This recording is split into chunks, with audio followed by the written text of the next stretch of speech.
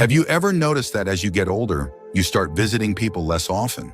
Maybe you used to be the kind of person who made the rounds, stopping by to see friends, attending every event, making sure to stay socially active. But over time, something shifts. You start thinking twice before heading out. And those casual visits don't feel as necessary as they once did. And here's the truth, that's completely okay. In this video, we're going to talk about 6 real reasons why I don't go visiting around anymore. These aren't about becoming antisocial or shutting people out. Instead, they're about understanding how priorities change, how relationships evolve, and why choosing when and where to spend your time matters more than ever. If you've ever felt the same way, but couldn't quite explain why, stick around. This will help you put it into words. Stay tuned until the end because these reasons might just change the way you see yourself and your relationships, helping you feel more confident in the choices you make. Let's get started. Number 1, prioritizing energy for meaningful interactions. As you get older, you start to realize that your energy is not unlimited. The things that once felt effortless, driving across town, spending hours in conversation, attending every gathering, now take more out of you than they used to. It's not that you don't want to see people, but rather that you have to be selective about how you use your time and energy. You start to think, who are the people that truly matter? When you're younger, socializing often revolves around staying connected, keeping up with acquaintances, and maintaining a wide circle of friends. But as the years go by, something shifts. You begin to value quality over quantity. It's no longer about seeing everyone. You'd rather spend time with the people who uplift, make you feel comfortable, and bring real joy into your life. Casual visits that used to feel necessary now seem like a drain on your limited energy, especially when you could be using that time to nurture relationships that truly matter. Think about it. How many times have you forced yourself to go somewhere out of obligation, only to come home feeling exhausted? You sit through conversations that don't really interest. You spend time with people who don't make an effort to know you and leave feeling like you would have been happier staying home. There comes a point where you realize that your time is valuable and not everyone deserves a piece of it. Take Frank, for example. He used to feel guilty about turning down invitations. He thought that if he didn't go visit people regularly, they would think he didn't care. But over time, he noticed something. The people who truly valued him didn't need frequent visits to maintain a strong connection. Instead of spending his energy on surface-level interactions, he started focusing on deeper, more meaningful relationships, and suddenly socializing felt less like an obligation and more like a true joy. It's not about isolating yourself, it's about choosing wisely. You don't need to be everywhere, and you don't need to see everyone to prove that you care. Real connections don't require constant presence. They require genuine appreciation, understanding, and a mutual respect for each other's time. Number 2, avoiding unnecessary stress and drama. One of the biggest lessons you learn as you get older is that not every social interaction is worth your peace of mind. There was a time when you might have tolerated gossip, unnecessary conflicts, or people who seemed to bring more negativity than joy. But as the years go by, you start to recognize that protecting your peace is more important than maintaining every relationship. It's not that you don't care about people. It's that you don't have the patience for drama anymore. You don't feel the need to argue over small things, rehash old conflicts, or entertain conversations that leave you feeling frustrated. If visiting someone means dealing with unnecessary stress, whether it's family tension, passive-aggressive remarks, or the same old arguments that never go anywhere, you start to ask yourself, why am I putting myself through this? Think about it. Have you ever left a gathering feeling emotionally drained? Maybe you sat through a dinner where people complained the whole time, or you visited someone out of obligation, only to listen to negativity, gossip, or criticism. There comes a point where you realize that time spent in stressful environments is time you'll never get back. And at this stage in life, every moment matters. For example, take Helen, who used to visit certain family members regularly. Even though every visit left her feeling emotionally exhausted, there was always tension in the air, always an argument waiting to happen, always something that made her feel like she wasn't being appreciated. One day, she decided she wasn't going to keep putting herself in those situations. Instead, she focused on the people who made her feel loved, welcomed, and respected. And for the first time in years, socializing felt enjoyable again. The truth is, you have every right to protect your time and energy. You don't owe anyone your presence, especially if that presence comes at the cost of your own happiness. Choosing to avoid unnecessary stress isn't being rude, it's being wise. Because the people who truly care about you won't make you feel obligated to endure negativity just to maintain a relationship. If you're still watching this video and finding these insights valuable, please comment number 2 below to let me know you're here. And if you haven't subscribed yet, I recommend you subscribe and turn on the bell so you don't miss any videos. Your support helps us continue creating good content to inform and inspire you. Now let's move forward. Number 3, finding comfort in familiar spaces. There's something about home that just feels right. Over the years, you build a space that's yours, a place where you can relax, think, and truly be yourself. And as you get older, that comfort becomes more valuable than ever. The idea of getting dressed, driving across town, making small talk, and sitting in someone else's space just doesn't feel as appealing as it once did. It's not about avoiding people. It's about appreciating the peace of your own surroundings. When you're younger, there's an urge to always be on the go, always seeking out social events and new experiences. But over time, you realize that being out isn't always better than being home. There's a special kind of joy in waking up in your own bed, drinking coffee from your favorite mug, and knowing that your day will go exactly how you want it to. There's no pressure to entertain, no need to adjust to someone else's schedule, just the comfort of being in a space that feels truly yours. For someone, visiting people means dealing with environments that don't feel welcoming. Maybe their house is too loud, too chaotic, or just not comfortable for long visits. Maybe the chairs aren't as supportive, the atmosphere feels unfamiliar, or you don't feel as at ease as you do in your own home. The reality is, as you age, your comfort matters more than social expectations. And if you find more joy in staying home than in traveling to visit others, there's absolutely nothing wrong with that. Take Bill, for example. He used to feel guilty about turning down invitations.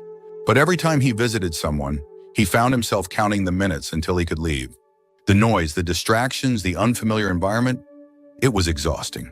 One day he decided to stop, forcing himself to go places just because he felt he had to. Instead, he started inviting people to visit him on his own terms. And suddenly, socializing became something he actually looked forward to, instead of something he dreaded. There's a reason why home feels like home. Because it's a space designed for you. It's where you feel safe, where your favorite things are, where you can move at your own pace, without worrying about being a guest in someone else's space. Choosing to spend more time at home isn't about isolation. It's about embracing the comfort you've worked so hard to create. Now let's talk about something that happens naturally as you get older. Realizing that not every relationship needs constant upkeep. Number 4, preferring quality over quantity in social life. When you're younger, socializing often feels like a numbers game. The more friends you have, the more invitations you get, the busier your calendar looks, the more connected you feel. But as you age, you begin to realize that real fulfillment doesn't come from the number of people in your life, but from the depth of the relationships you maintain. Instead of making the effort to visit just for the sake of socializing, many older adults choose to invest in fewer but more meaningful connections. At this stage in life, there's no need for shallow friendships. You're no longer trying to impress, prove anything, or maintain relationships that don't bring genuine joy. The people who are truly important don't require constant visits or frequent check-ins to stay close. There's a mutual understanding that friendship isn't about physical presence.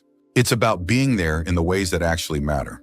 Think about how many casual acquaintances you've had over the years. People you spent time with out of routine, convenience, or even obligation. Now ask yourself how many of those people truly added something valuable to your life. If the answer is not many, then it makes sense why, as you grow older, you stop feeling the need to maintain so many connections. The friendships that last aren't the ones based on convenience or habit, but on genuine understanding, trust, and appreciation. Take Nancy, for example. She used to feel like she had to keep up with everyone, calling, visiting, making plans, just to make sure she wasn't forgotten. But over time, she realized that the people who truly cared about her didn't need that constant reinforcement. She started focusing on the relationships that felt effortless, the ones where she could go weeks or months without seeing someone, yet still pick up right where they left off. And suddenly, her social life became less about obligation and more about real connection. Choosing quality over quantity doesn't mean cutting people off or isolating yourself. It means prioritizing the relationships that uplift you and letting go of the ones that don't. It's about recognizing that true friendship isn't measured by how often you see someone, but by how you feel when you're together. If you're still watching this video and finding these insights valuable, please comment number 4 below to let me know you're here. And if you haven't subscribed yet, I recommend you subscribe and turn on the bell so you don't miss any videos.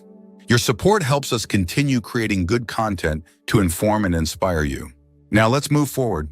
Number 5, a shift in priorities and personal reflection. As you get older, you start to see life differently.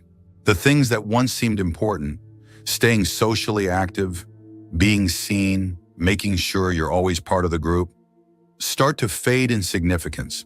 Instead, you begin to focus on what truly matters. You recognize that your time is limited, and you start making choices that reflect what brings you the most peace, fulfillment, and happiness. For many seniors, this shift in priorities means that visiting others just for the sake of it no longer feels necessary. Instead of spending time on activities that no longer bring joy, there's a deeper appreciation for self-care, personal growth, and simply enjoying the present moment.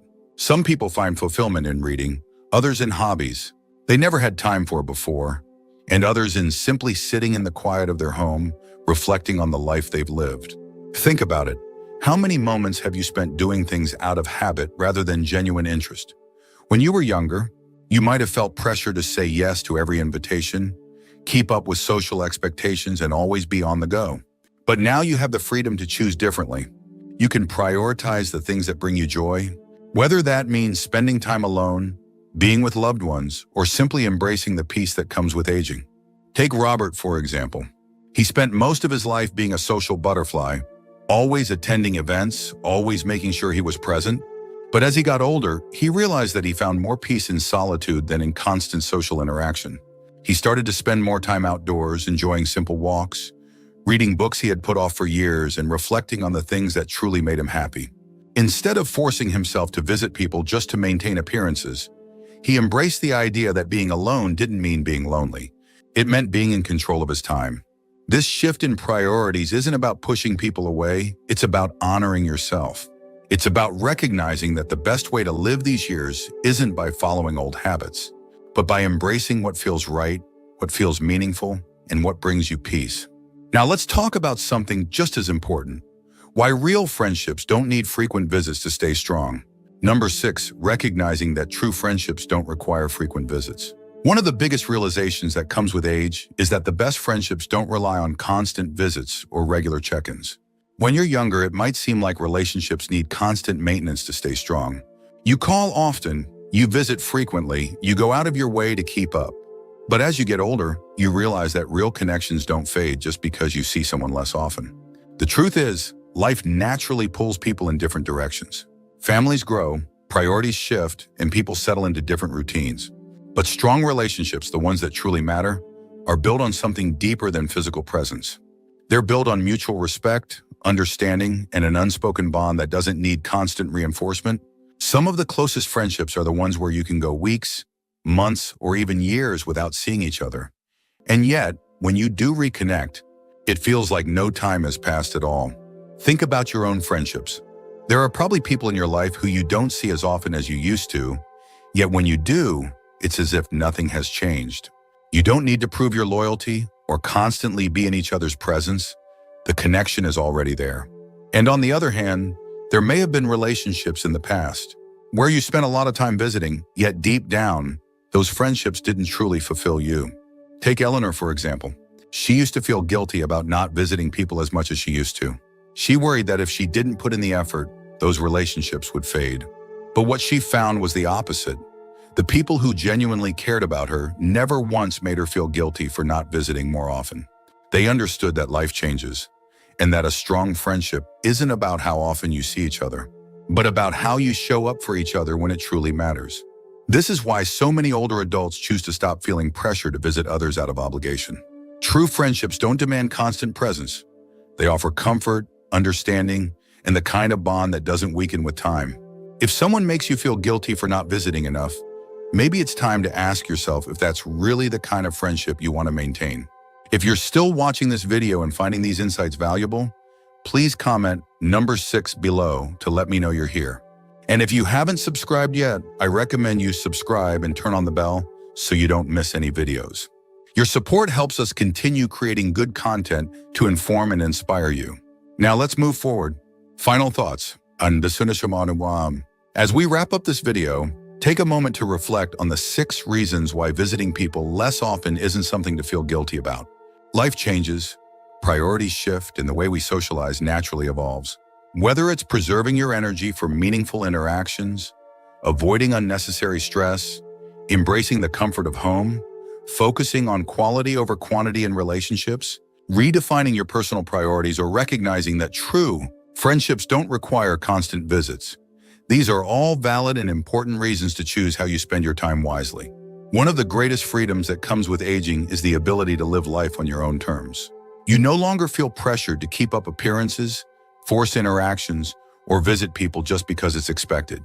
Instead, you make choices based on what truly brings you joy, peace, and fulfillment. That's not being antisocial, it's being intentional with your time. And when you do spend time with people, it's because you genuinely want to, not because you feel obligated to. The most important thing to remember is that your value isn't measured by how often you visit people, but by the relationships you nurture in your own way. The people who truly matter will understand that friendship and love go beyond physical presence. And as you focus on the connections that uplift you, you'll find that you're left with the relationships that truly make life meaningful. Thank you for joining us today. We'd love to hear from you. Leave a comment below and share one thing you learned today and how you plan to use it in your life. Your thoughts are important to us, so don't hesitate to share them. Reading your comments gives us great motivation and encouragement. If you enjoyed this video and found it helpful, please like, subscribe, and share. Your support helps us continue creating good content to inform and inspire you. Thanks for watching, and we look forward to seeing you in the next video.